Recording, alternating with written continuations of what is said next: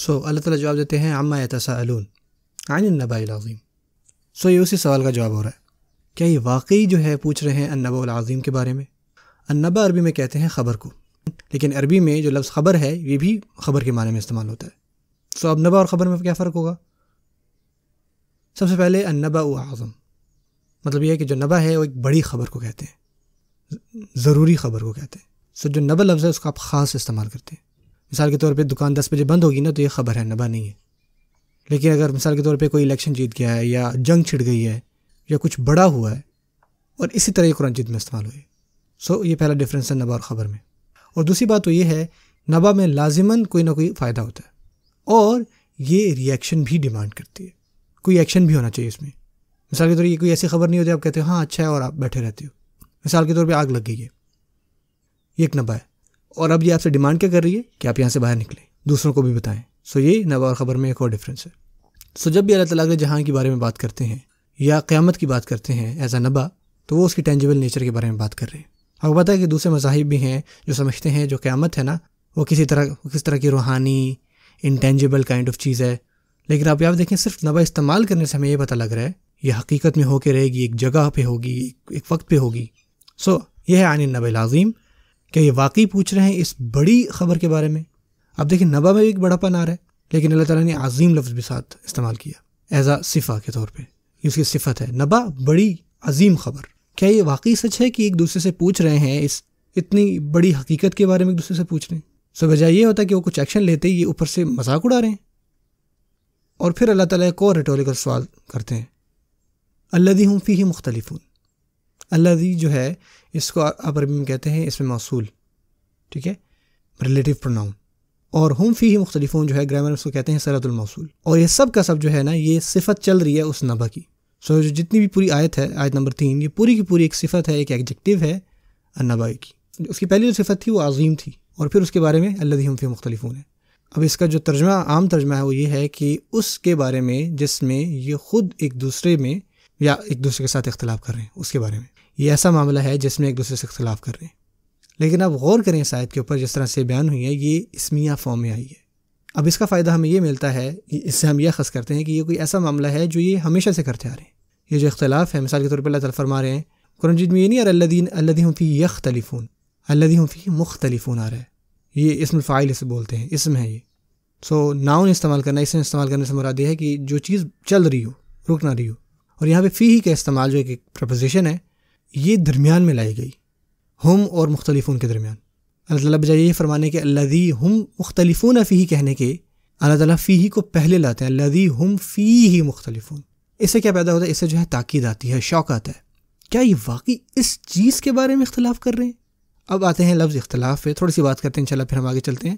ایک تو جو اختلاف جو آپ سمجھ رہے ہیں کہ ایک دوسرے سے وہ اختلاف کر رہے ہیں، ایک دوسرے سے وہ ڈس ایگری کر رہے ہیں، اس سے ہمیں یہ بھی ملتا ہے کہ نہ تو صرف وہ آخرت کا مذاق اڑا رہے ہیں بلکہ ان سب کی اپنی اپنی کوئی نہ کوئی تھیری بھی ہے. کچھ یہ سوچ رہے ہیں کہ نہیں بھائی جب ہم مریں گے تو کوئی واپس نہیں آئے گا.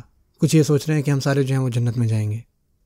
یہ ہر قسم کی رائے جو ہے ان کے اندر پائی جا رہی ہیں. اور اختلاف کا یہ معنی بھی ہے کہ کوئی چیز آپ کی خود اندر جو ہے آپ کے ذہن میں وہ بھی ایک نہ ہو. اس کا مطلب یہ ہے کہ نہ صرف وہ ایک دوسرے سے اختلاف کر رہے ہیں بلکہ ان کے خود کے درمیان، ان کے خود کی سوچوں میں بھی نا ایک انسرٹینٹی ہے.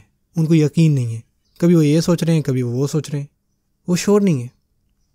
ایسا نہیں کہ وہ کبھی یہ کہہ دیں گے نہیں آخرت ہونی نہیں ہے، کبھی کہتے ہیں ہاں شاید ہو جائے. حتیٰ کہ ان کے خود کے اندر جو ہے نا ایک قسم کا اختلاف چل رہا ہے. اور اللہ تعالیٰ سبحانہ تعالیٰ ان لفظوں سے یہ بتا رہے ہیں ہمیں. اور پھر اللہ تعالیٰ فرماتے ہیں کلا سیعلمون ثم کلا سیعلمون. یہ دو آیتیں جو ہیں وہ ریپیٹ ہو رہی ہیں، اور جو اکثر رائے آپ کو ملتی ہے علماء کی وہ یہ کہتی ہے کہ یہ مبالغہ کے طور پہ استعمال ہوا ہے. اب جو قرآن مجید کا ترجمہ آپ دیکھتے ہیں اس میں آپ کو یہ ملتا ہے کلا سیعلمون ثم کلا سیعلمون کا وہ یہ ہے کہ نہیں ان کو عنقریب پتہ چل جائے گا، پھر نہیں ان کو عنقریب جو ہے وہ پتہ چل جائے گا. لیکن اب آئے سب سے پہلے ہم کلا کی بات کرتے ہیں، پھر ہم اس ریپیٹیشن کے بارے میں بات کریں گے.